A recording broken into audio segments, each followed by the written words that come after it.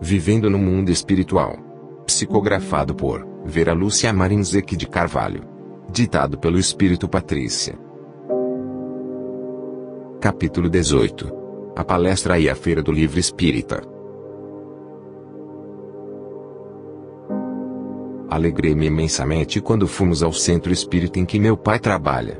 Rever os amigos fez bem ao meu coração. A reunião começou, e grande eram números, tanto de encarnados como de desencarnados que estavam atentos à palestra da noite, para ouvir meu pai. Como sempre faz, fala claro e com voz agradável. Se queremos nos aproximar de Deus, temos que investigar para conhecermos um pouco da sua maneira de ser. As atividades humanas têm, no desejo de aquisição, o elemento que as sustenta. Em consequência disso, somos todos egoístas, chegando a atingir os planos mentais ou psíquicos. Nossos irmãos inconscientes ou semiconscientes, quando buscam a preservação do indivíduo, não ultrapassam o necessário para sua sobrevivência e realização de suas funções. Nessas ditas manifestações, podemos ver Deus Criador agir sem interferência na liberdade do indivíduo, coisa que não acontece no âmbito do ser humano. Ora, se quero me relacionar bem com o indivíduo, tenho que conhecê-lo, gostar das mesmas coisas que ele, amar aquilo que é seu, e, se possível, pensar como ele.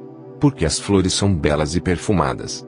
Interrogação interessante que nos leva a meditar e, meditando, chegamos à intuição. Para a personalidade, tudo tem um motivo, todo caminho ou toda ação tem como princípio um fim.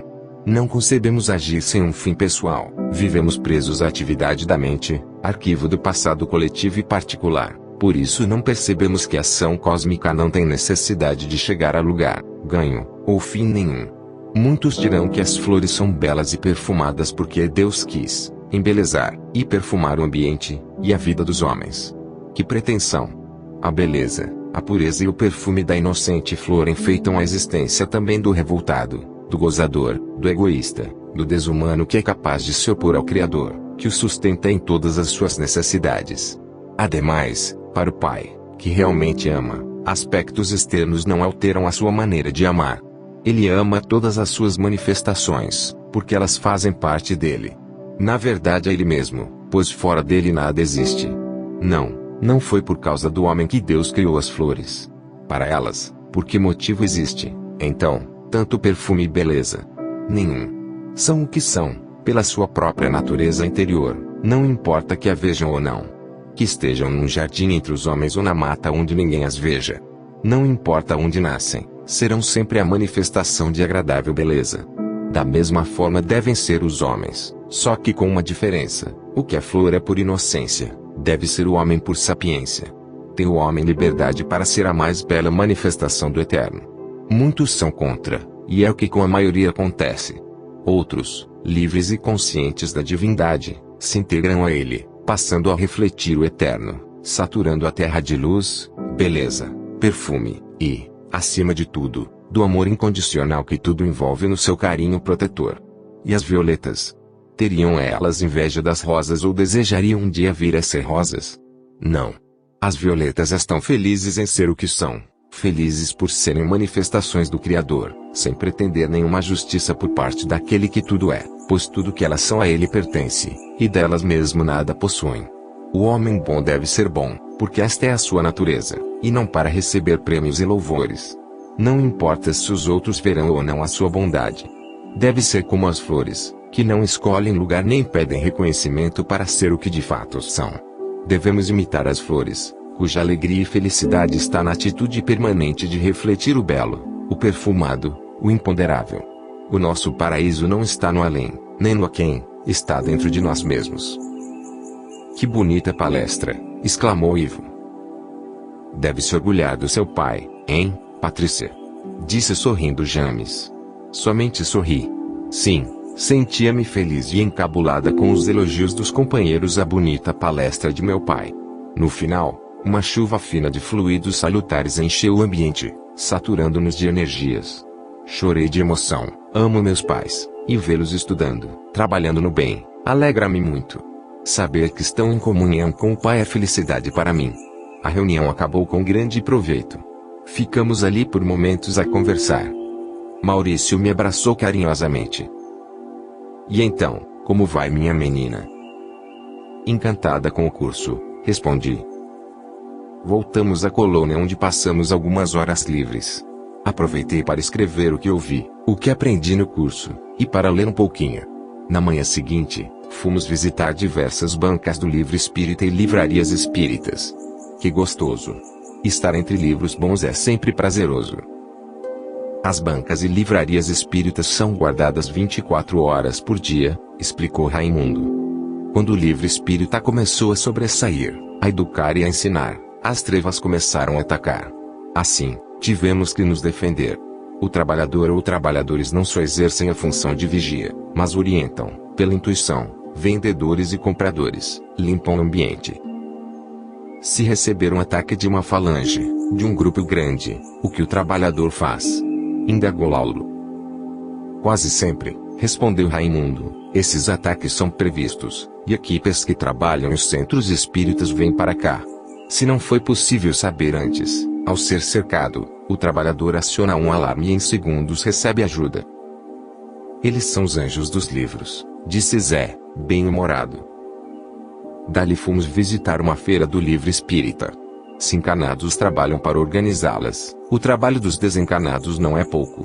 Um orientador desencanado veio nos receber gentilmente. Fiquem à vontade. Como é o trabalho de vocês? Indagou Luiz. O orientador nos esclareceu bondosamente. É um espírito de uma simpatia sem limite. Conhecido entre os encanados e os desencanados, gosta muito da boa literatura. Infelizmente não nos é possível dizer seu nome, porque, como ele disse, seu trabalho é temporário. Logo deixará, para fazer outro. Estamos contentes com o que fazemos, somos um grupo de 50 espíritos. Coordenamos as feiras por todo o Brasil. Quando começa a organização de uma feira, temos um grupo menor que vai até os encanados, para ajudá-los a formar as bases e protegê-los. Quando começam a montar a barraca, ficamos ajudando. Como os encanados fazem rodízio, agimos assim também. Qual é a função de vocês junto à feira? Perguntou Glória. Primeiramente, guardar, proteger de ataques de irmãos que se incomodam com a luz que sempre traz o ensino cristão. Aqui estamos para orientar, dar passes, purificar o ambiente, ajudar os desencanados que vêm acompanhando os encanados, e aqueles que vêm em busca de auxílio. Se 2 ou mais feiras acontecerem na mesma época, que fazem? Indagou Luísa. A equipe de 50 é grande, e assim somos para podermos nos repartir. Mas, se houver necessidade, a colônia Casa do Escritor, cujos habitantes trabalham em prol da boa literatura, nos envia mais ajudantes. As feiras estão crescendo e esperamos que no futuro todas as cidades as tenham. E em época que não há feira nenhuma? Indagou Zé.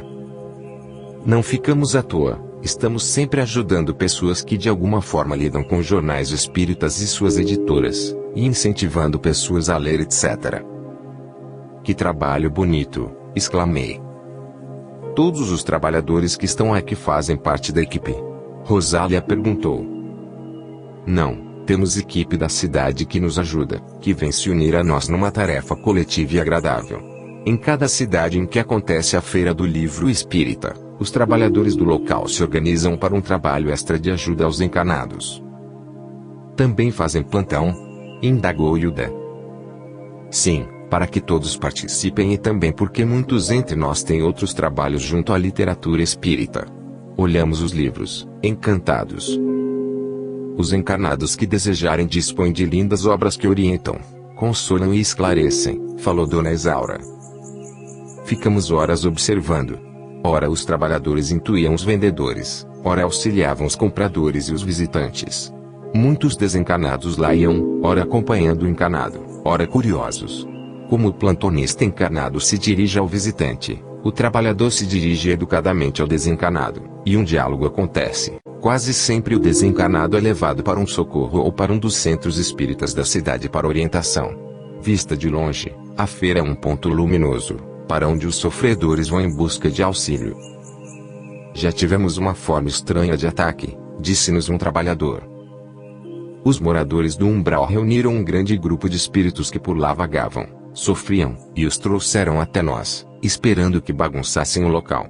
Mas, ao ver a luz que emite a feira, caíram de joelhos a clamar socorro.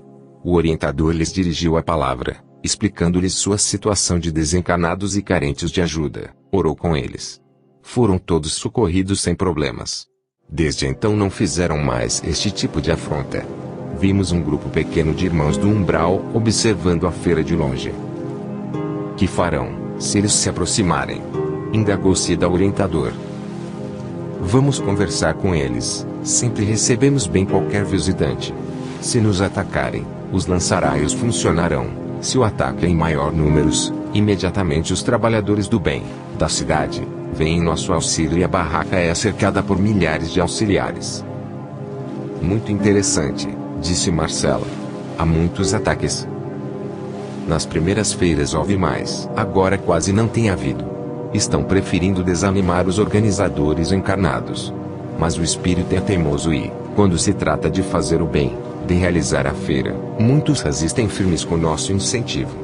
Se encarnados gostam da feira, os desencarnados que trabalham gostam mais. Ali reinam a alegria e o carinho. Quantos auxílios e ajudas são prestados numa feira?